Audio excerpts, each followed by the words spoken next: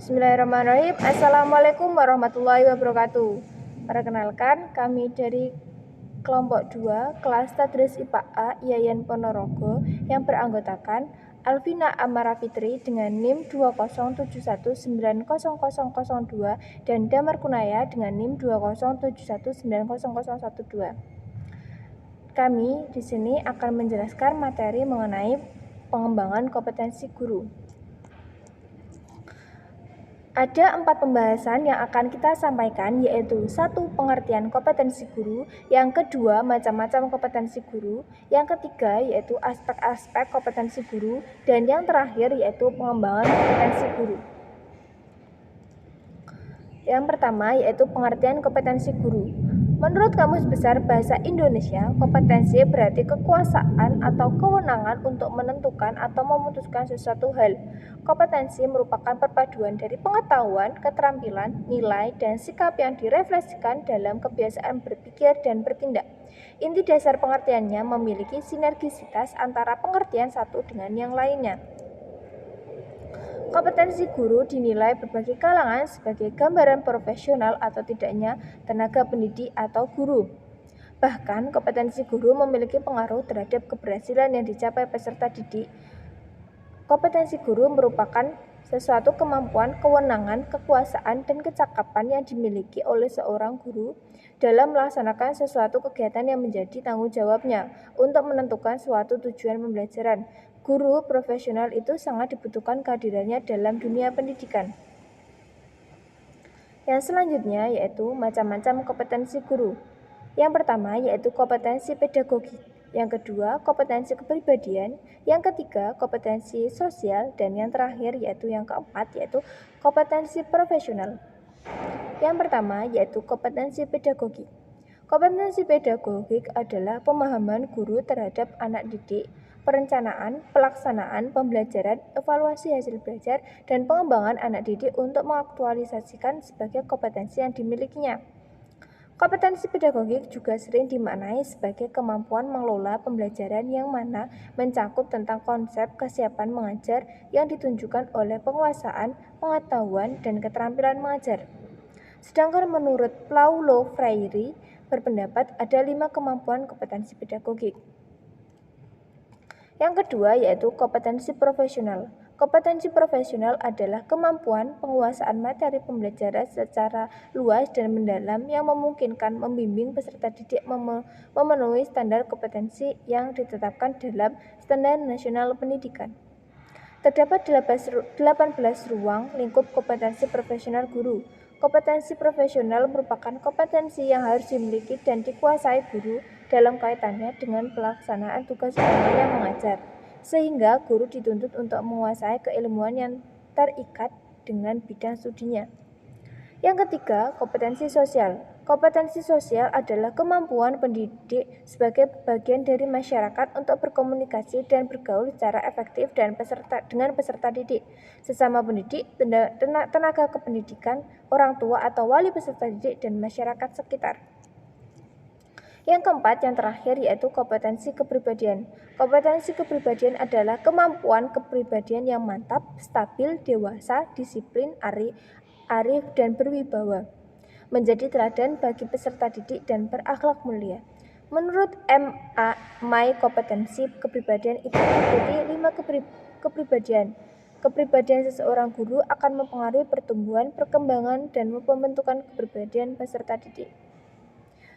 Mungkin cukup sekian yang dapat saya sampaikan. Selanjutnya akan dilanjutkan oleh teman saya yaitu Mbak Alvina.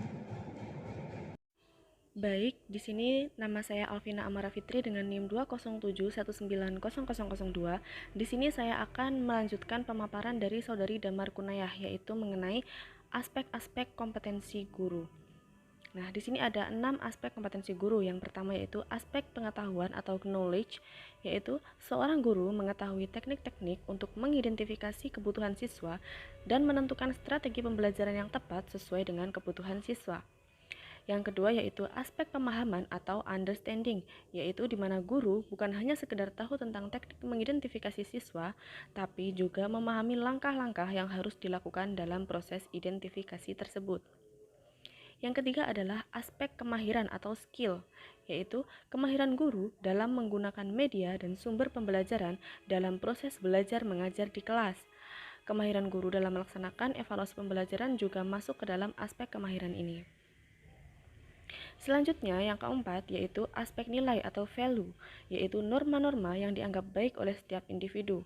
Nilai inilah yang selanjutnya akan menuntun setiap individu dalam melaksanakan tugas-tugasnya, seperti nilai kejujuran, nilai kesederhanaan, nilai keterbukaan, dan lain sebagainya. Yang kelima yaitu aspek sikap atau attitude. Nah, attitude sendiri adalah pandangan individu terhadap sesuatu. Nah, sikap ini erat kaitannya dengan nilai yang dimiliki individu. Artinya, mengapa individu bersikap demikian? Nah, hal itu disebabkan karena nilai yang dimiliki oleh masing-masing tiap individu itu berbeda. Yang terakhir yaitu aspek minat atau interest, merupakan kecenderungan individu untuk melakukan suatu perbuatan. Nah, minat adalah aspek yang dapat menentukan motivasi seseorang untuk melakukan aktivitas tertentu. Nah, kemudian sebab selanjutnya adalah pengembangan kompetensi guru. Nah, perkembangan yang semakin maju mendorong perubahan kebutuhan peserta didik dan masyarakat. Peningkatan kompetensi guru semakin dibutuhkan mengingat terjadinya perkembangan dalam pemerintahan dari sistem sentralisasi menjadi desentralisasi. Pengembangan kompetensi guru semakin penting dan wajib apabila dikaitkan dengan peningkatan dalam jenjang karir jabatan fungsional guru itu sendiri. Tanpa mengikuti pengembangan diri secara berkelanjutan, sulit dan bahkan tidak mungkin bagi guru untuk menapaki jabatan fungsional yang lebih tinggi. Nah, dalam upaya mengembangkan kompetensi guru untuk pelaksanaan tugas dan tanggung jawabnya secara profesional dapat dilakukan melalui beberapa strategi atau model. Nah, pengembangan tenaga kependidikan atau guru dapat dilakukan dengan cara on-the-job training dan in-service training.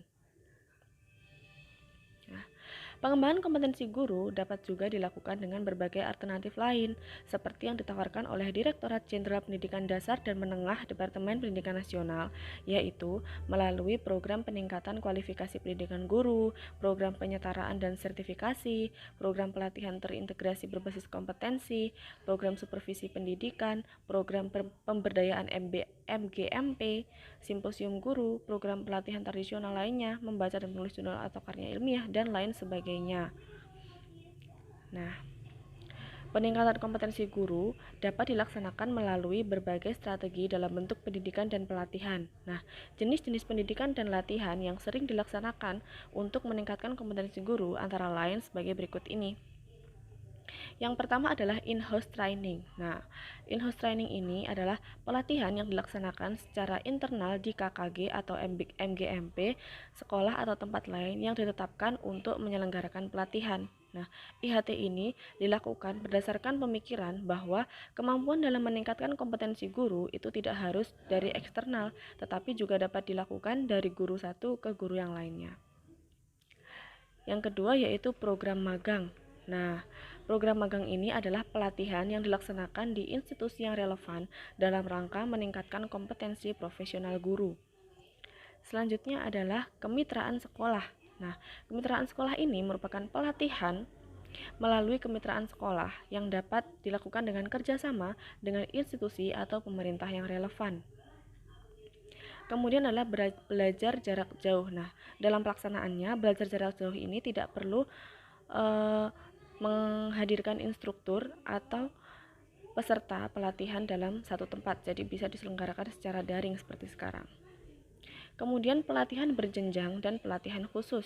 Nah, ini dilaksanakan di P4TK atau LPMP dan lembaga lain yang diberi wewenang dalam melakukan pelatihan. Nah, pelatihan ini dilakukan secara berjenjang mulai dari dasar, menengah, lanjut, dan tinggi. Nah, selanjutnya adalah kursus singkat di LPTK atau lembaga pendidikan lainnya, yaitu dapat berupa pelatihan pembuatan karya ilmiah, merencanakan, melaksanakan, mengevaluasi pembelajaran, dan lain sebagainya. Kemudian ada pembinaan internal oleh sekolah. Nah, pembinaan internal ini dilakukan oleh kepala sekolah dan guru-guru yang memiliki kewenangan membina. Nah, jadi sesama guru di internal sekolah ya. Kemudian ada pendidikan lanjut.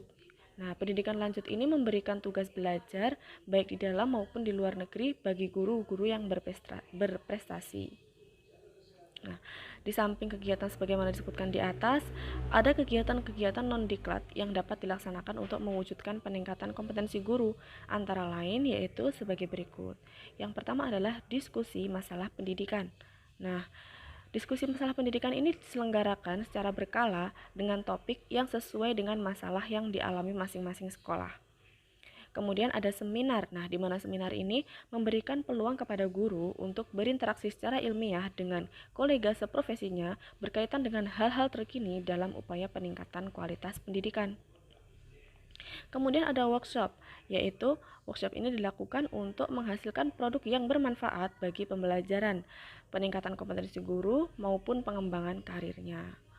Kemudian ada penelitian. Nah, di mana penelitian ini dapat dilakukan dalam bentuk penelitian tindakan kelas, penelitian eksperimen, ataupun jenis lain dalam rangka peningkatan mutu pembelajaran.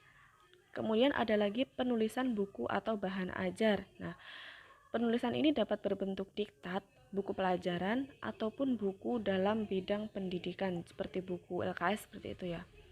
Kemudian ada pembuatan media pembelajaran. Nah, pembuatan media pembelajaran ini dapat berbentuk alat peraga, alat praktikum sederhana, maupun bahan ajar elektronik seperti animasi pembelajaran. Nah, yang terakhir adalah pembuatan karya teknologi atau karya seni. Nah, pembuatan karya teknologi atau karya seni ini dapat berupa karya teknologi yang bermanfaat untuk masyarakat atau pendidikan, dan karya seni yang memiliki nilai estetika dan diakui oleh masyarakat. Nah, cukup sekian presentasi dari kami. Ada kurang lebihnya mohon maaf. Jika ada pertanyaan silahkan ditanyakan di kolom komentar. Akhiran, wassalamualaikum warahmatullahi wabarakatuh. Terima kasih.